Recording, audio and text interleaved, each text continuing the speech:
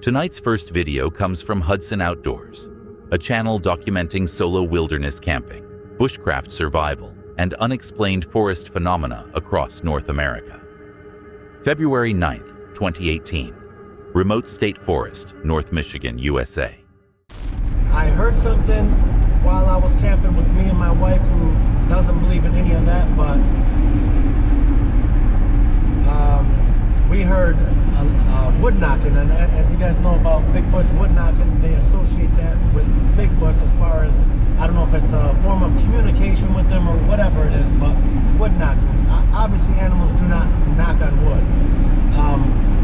Last year we were out on state land, we were camping, me and my wife, sitting around a bonfire, early morning hours, probably between 1 and 2 a.m.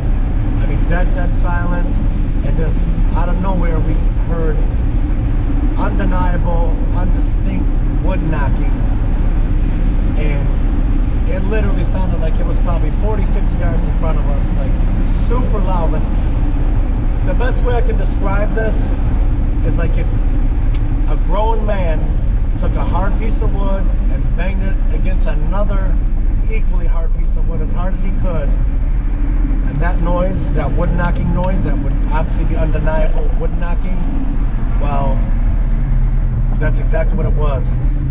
Now, a lot of people, when they talk...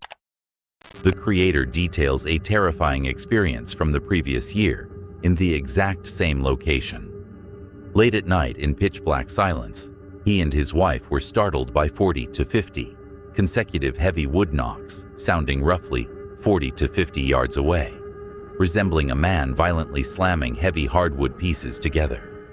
So, how awesome.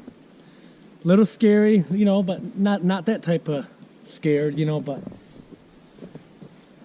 I guess that's what brings me out here. I love that feeling. I love that feeling of the fear factor, my adrenaline, the excitement, all the above. Just, that's what keeps me always coming back to nature. But being by yourself it's a whole nother game.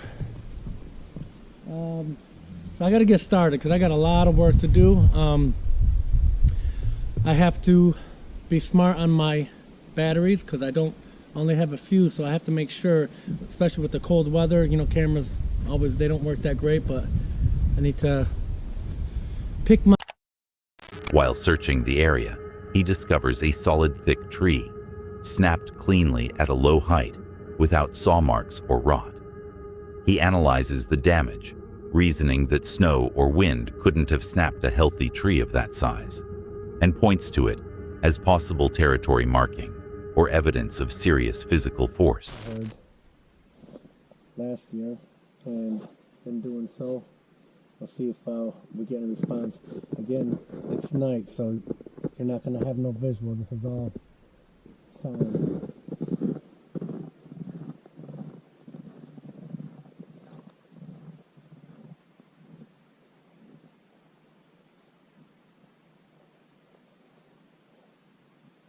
This is how, I'm going to try to do the best that I can of what I heard, if I can do it. I mean, it was a lot, so I'm going to do it to the best of my ability. Let's see if I can first get the sound. About it.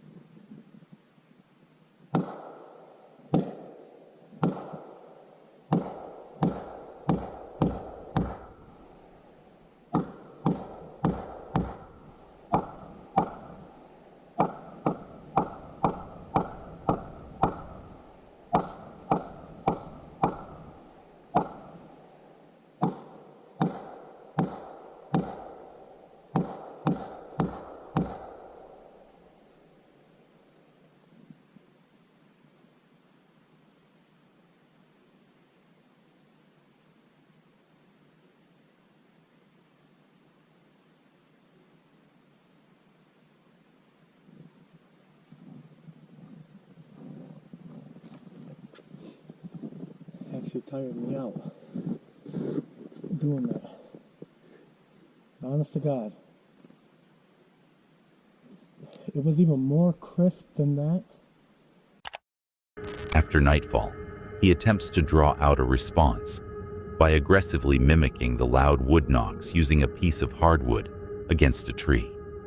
Standing alone in the dark, he listens intently for any answer, emphasizing how terrifyingly loud and crisp the original knocks were compared to his own attempts. I'm genuinely torn on this one. That tree break is hard to explain away. His own theory about the size and cleanness of the snap is compelling, even if it's ultimately his read on it rather than a confirmed cause. At the same time, the psychological pressure of being completely alone in that environment can amplify every sound and shadow into something sinister, and he's honest enough on camera to admit that himself. But let me ask you, if you'd heard 40 to 50 violent wood knocks just yards from your tent, would you have the courage to go back alone a year later? Or would that forest be crossed off your list permanently? Tonight's second video comes from Cursed Urban, a channel documenting solo urban exploration, stealth camping, and paranormal investigations in allegedly haunted locations. June 10th, 2026. Wendigo Woods, United States. Hello everyone, welcome back to another exciting, hopefully, episode of Cursed Urban.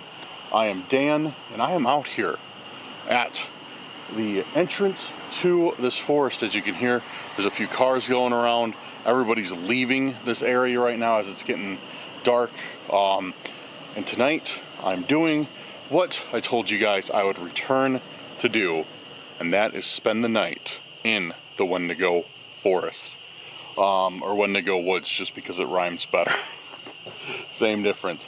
So yeah, I'm out here. I've already got my camp set up at a little trail off here. So I already got the camp set up. And yeah, so I'm back here, guys. I am back here, and I'm excited to see what has been going on, or what is going on. I already just saw a bat. Nice.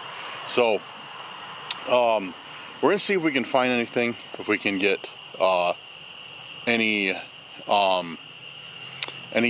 evidence of this, anything on camera, or anything, or just any evidence at all. We're gonna try and find something here. Try and find something tonight. Hopefully.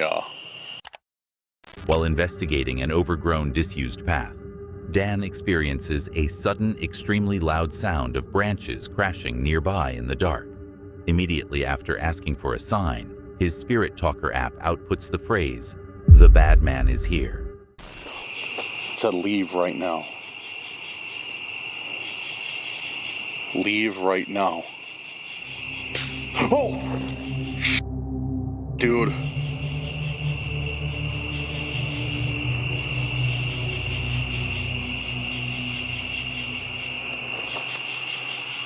Dude, it said leave right now, and then that was loud.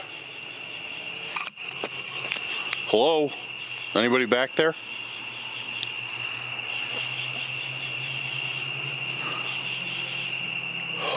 Dude, it's like this patch of forest. This patch of forest, dude, we're getting some... Walking down an isolated path, Dan hears an object violently thrown through the brush near him. Moments later, a piercing, disembodied female scream rings out through the trees, prompting the spirit box to comment on his level of respect when he hesitates to move further.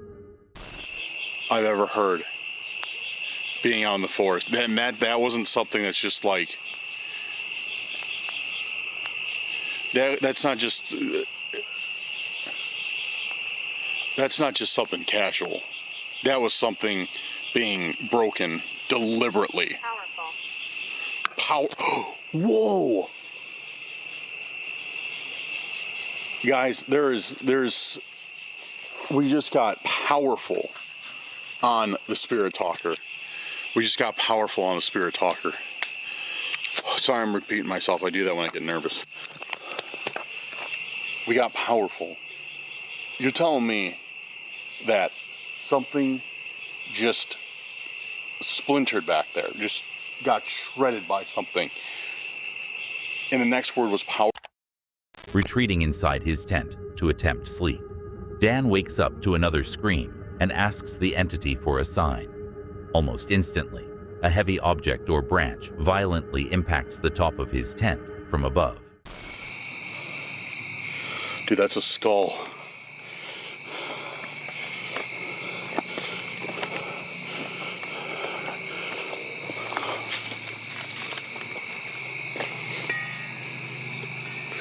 Still hot, so I gotta be careful. A skull and a bone and a femur. The skull was on that bone. It was propped up. And look, it's scorched. It's scorched from the fire.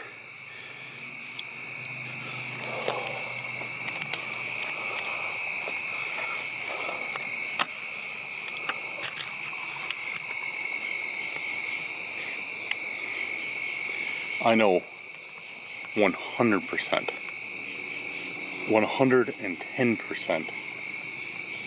That wasn't there when I went to bed.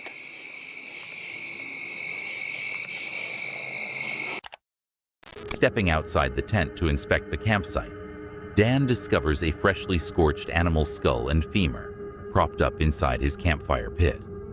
Objects that were unequivocally not there when he went to sleep.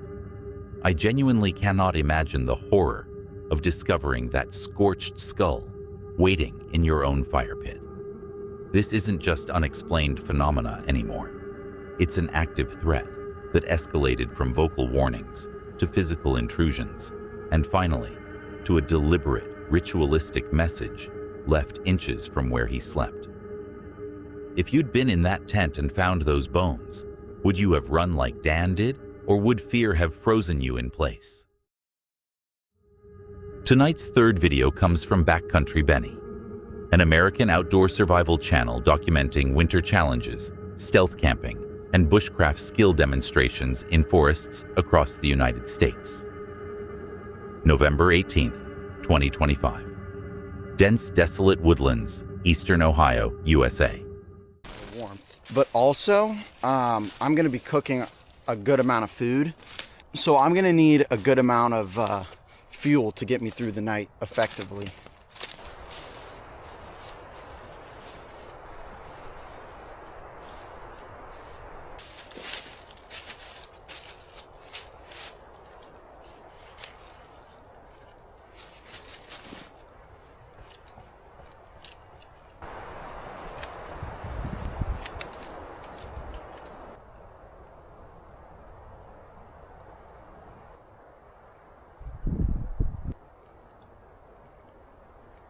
The last thing I want to do tonight is attract a bunch of wild animals to my camp, so I'm going to go throw this apple far away.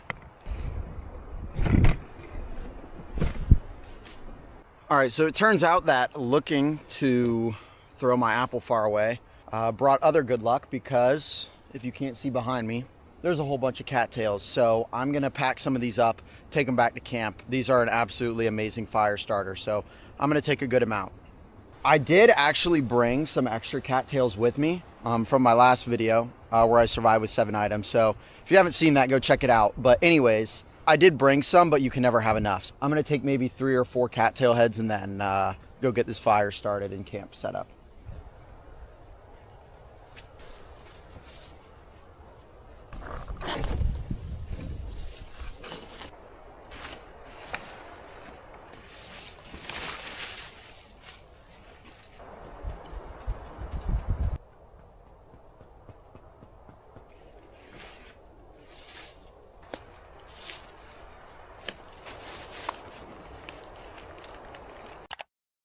Benny treks deep into the freezing woods of eastern Ohio to set up camp ahead of a sub-freezing night.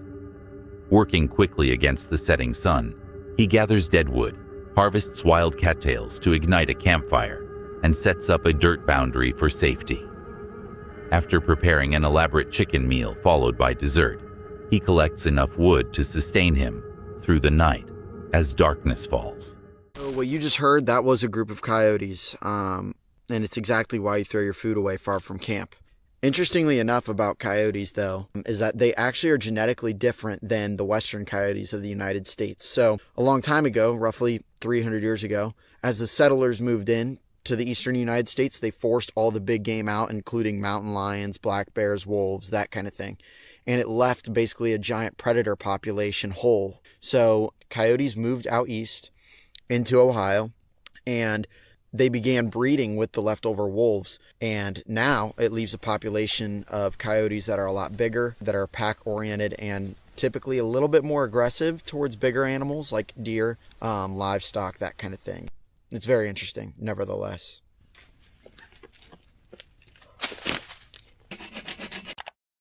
Benny remains calm and explains that eastern coyotes are larger, pack-oriented animals, believed to carry some wolf ancestry from historical interbreeding in the region.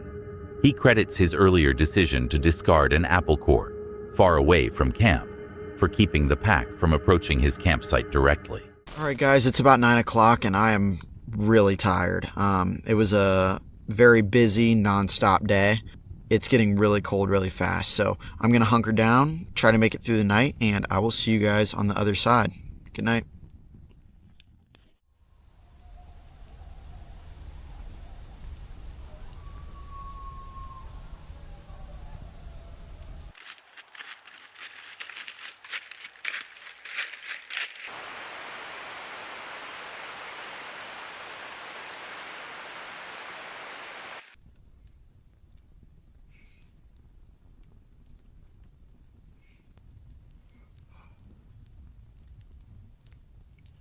Good morning, guys. It's about 7:15. Surprisingly, that was a really wonderful night. I got probably 7 hours of sleep. I was warm most of the night. I will say the coyotes were active. They didn't stop. They were loud. I'm gonna relax here by the fire for a little bit and then start packing up camp in about 10 minutes. After hunkering down in his shelter at 9 p.m., the coyote pack remains highly vocal and active throughout the night. Despite the persistent nocturnal noise, his campfire and precautions allow him to stay warm and get roughly 7 hours of sleep before morning. I have to admire how completely unfazed Benny was by that pack, howling just yards from his shelter. Most people would have been up all night on edge, but he recognized the behavior, trusted that his precautions were working, and actually managed 7 hours of sleep surrounded by predators. The apple core trick is genuinely clever. Lure the scavengers away with easy calories instead of letting them investigate your tent for scraps. But let me ask you, would you have the confidence to sleep through that chorus? Or would every yip have kept you wide awake? Tonight's fourth video comes from Strayed Explorer, a UK-based channel documenting solo bushcraft, wild camping, and campfire cooking in unpredictable weather and strange nighttime woodland encounters. February 21st, 2026. Thick Pine Forest, United Kingdom. Oh, the heavens have just opened up. I'm going to prepare the sticks for the chicken tonight. I know I could do with a little bit of light at this point, but I've just heard what I assume is a shotgun literally just over there going off. So I want to try and keep a little bit stealthy for now. Yeah, it's never good someone running around with a shotgun, is it? But yeah, I'm going to prepare these sticks. I've literally only got a little bit of wood. I haven't cut any logs yet. So I need 2 skewers. I've got my saw.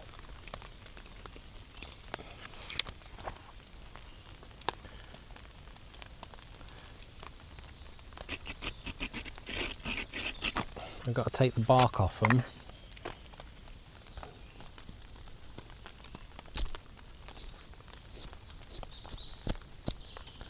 And the reason... After cooking, The creator reflects on the gunshots that have carried on nearby over the past few hours. Assuming it's deer culling, he raises a real concern. Hunters using thermal scopes in the dark could struggle to tell a person from an animal at a distance.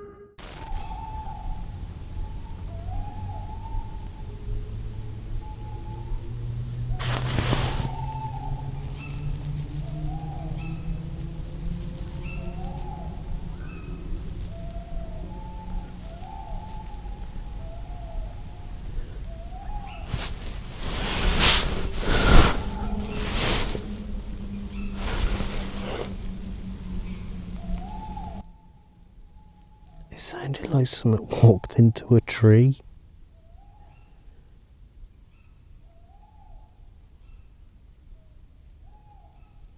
Oh, don't tell me I've got to get up and check it out. I'm going to have to get up anyway. This is no good. This is ridiculous.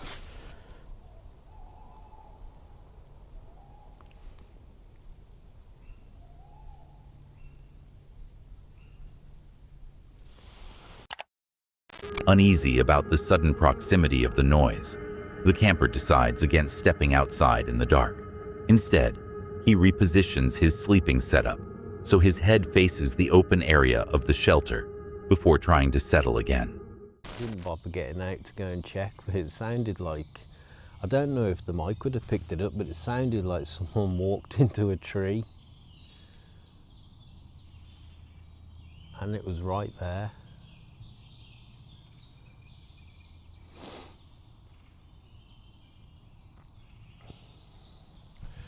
We have got, I don't know if you can see on there, semi-blue skies.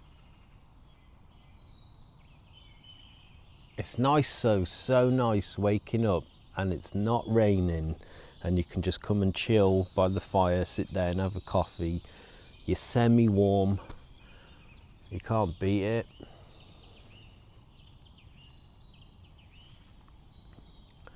Right, I think I'm going to finish off my coffee and we'll pack up.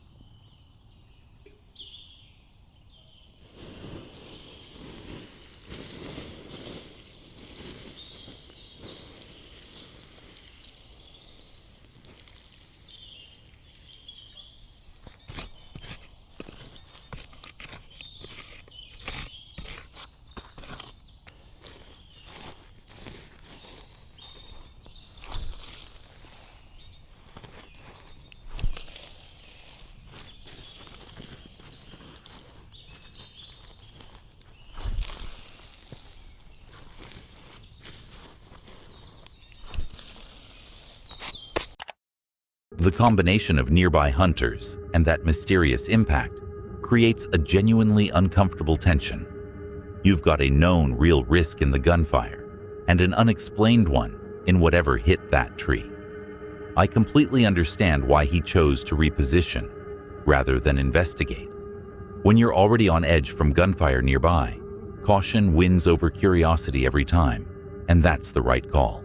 If you'd heard that thud in the pitch black with hunters active nearby, would you have stayed put like he did? Or would curiosity have pulled you outside to look? Tonight's fifth video comes from Fig's World, a UK-based channel documenting solo wild camping, bushcraft, and woodland adventures with a loyal border terrier companion. August 23rd, 2026. Remote woodland near an abandoned shack, United Kingdom. Come on in, let's go to bed. Go on then. Good boy. Time for sleepy poos. We've got some bugs. Let's get them out. We're going to bed now, so I will see you in the morning, won't we, Feg? Eh? Stop licking my ears. You fool. Well, if anything happens overnight, we'll let you know, won't we, Feg? Eh? That's my pillar. That's my pillet sausage. No night. After improvising dinner and getting settled into the open mesh inner tent without a rainfly, the camper and his dog prepare for sleep. He turns off the lights and remarks to the camera that he will update viewers if anything happens overnight, before settling down in complete darkness. Shush, shush. It's all right, Fig. It's all right.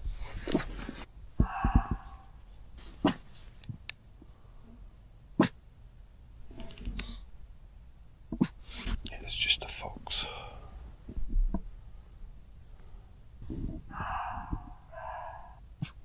Don't worry, Fig.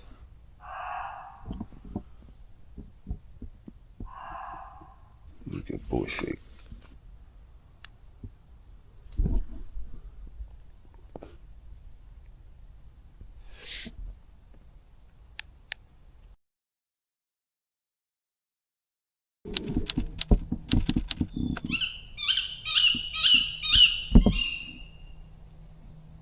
I'm just laying there taking it all in.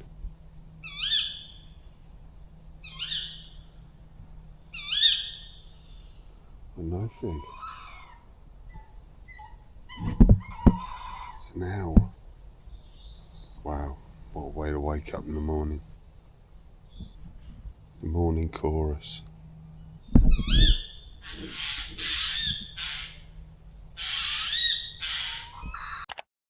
In the pitch dark, a sudden noise and movement in the surrounding woods wake both the camper and Fig. Fig immediately grows alert and begins to growl, creating a tense moment as the camper quickly whispers to quiet him down. After listening closely to the rustling in the dark, the camper reassures his dog, concluding it was likely just a passing wild fox, before settling back down. Laying there taking it all in.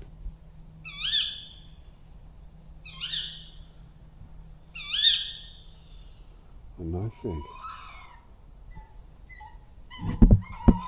It's an owl. Wow, what a way to wake up in the morning. The morning chorus.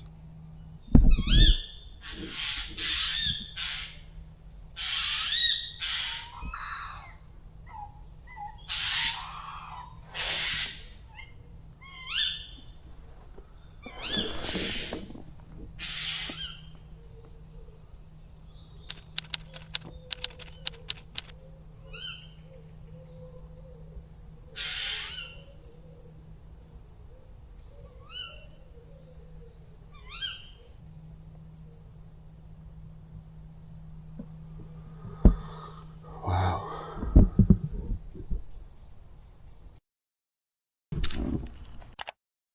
I love how Fig went from 0 to full protective mode in about 2 seconds flat.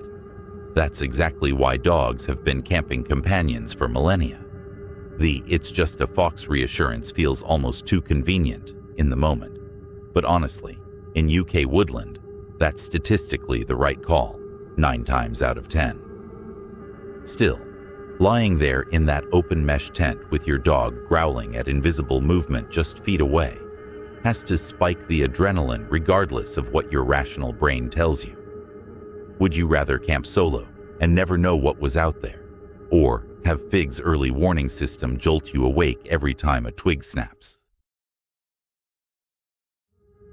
Tonight's final video comes from Exploring with Bear, a channel documenting paranormal investigations, cryptid hunting, and overnight wilderness camping in haunted locations across the United States.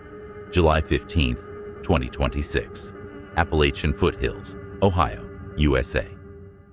Today, we traveled deep into the Appalachian foothills to investigate and camp all night in one of Ohio's most haunted and paranormal hotspots, where we have our own multiple possible Bigfoot encounters ourselves. So grab a snack, get comfortable.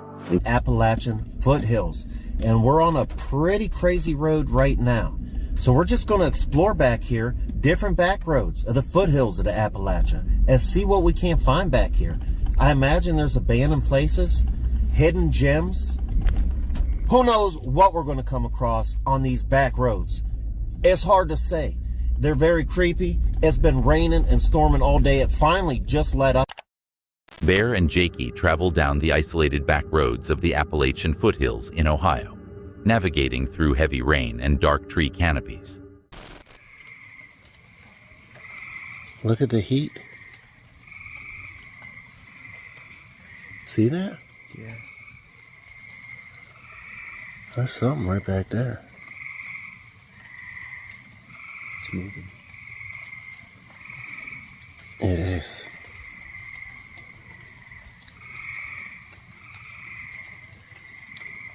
Man, that is like...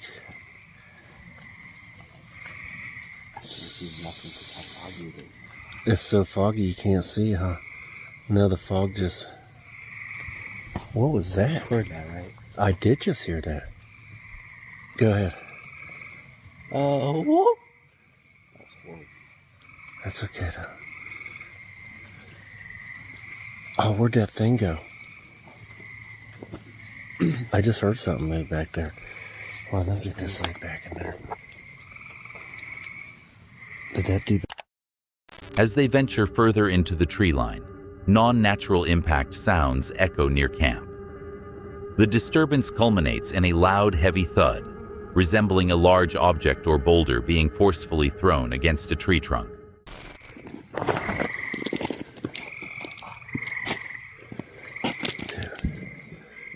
There it was again. It's over there. That's what... So that was 2 bangs. We just had one come from that way and one just from back here. And whatever that noise was... Something falling off. That we heard... Check that out, man. I can't see nothing. I'm freaking nervous, man. I can't even see if something's going to run up on us. You know, it takes it. I feel like it takes seconds away for sure. It takes away precious seconds. Ooh, scared myself. Man, check that snap tree out. There's a big stump right here, too. Back near the safety of their campfire, a high-pitched vocal whoop echoes across the fog-covered field. The vocalization matches classic Sasquatch behavior reports, confirming that something is actively monitoring their campsite. That was a knock. That was a knock, man. You got an answer. You got an answer. Huh? You heard that, man. Yeah. I know the camera got that. The camera. You guys had to have heard that. Oh, that got my ticker going, man. That knock was loud. Dude, loud. Squatch here. Check that tree out. It's like it's been... Like I was pushed over. Hey, Bigfoot, my boy, just pushed that over right before we got here. Dude, that wasn't that far. It could even be like up over there, maybe. We should actually be quiet. I just got too excited there for a minute.